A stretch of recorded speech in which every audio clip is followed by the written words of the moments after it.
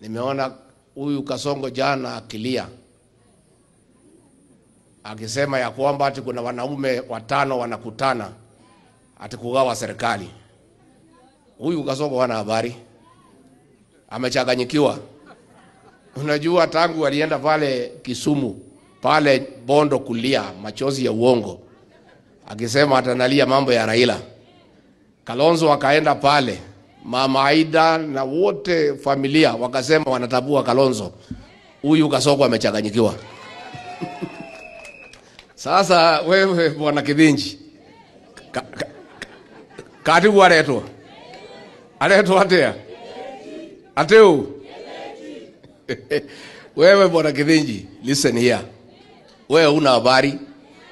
Hao wanaume 5 wanakutana na mama moja. Hakuna serikali wanagawa. Wanapanga vile utaenda nyumbani. Hiyo ndio kazi iko mbele. Na hakuna mtu nagawa serikali. Tumeambiwa na watu ya Kenya kazi yetu ya kwanza ni kupeleka Kasongo nyumbani. Mambo ya serikali tutaongea baadaye. Hiyo ni propaganda ile umezoea kwa magazeti, ile unalipa ati kuna watu wanakutana kugawa serikali. Wakenya wametuambia tushikane kwa sababu umeharibu Kenya kila kitu. Watoto umeua. Wale wengine umesema wapigwe risasi muuu. Masomo ililetwa na Kibaki umeharibu. Matibabu ililetwa na Uhuru umeharibu. Biashara imekwama. Mashamba ya watu maskini umechukua. Wakenya wanatuambia tukusafirishe uende nyumbani.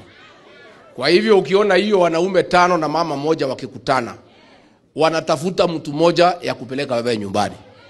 Mambo ya serikali tutaongea baadaye.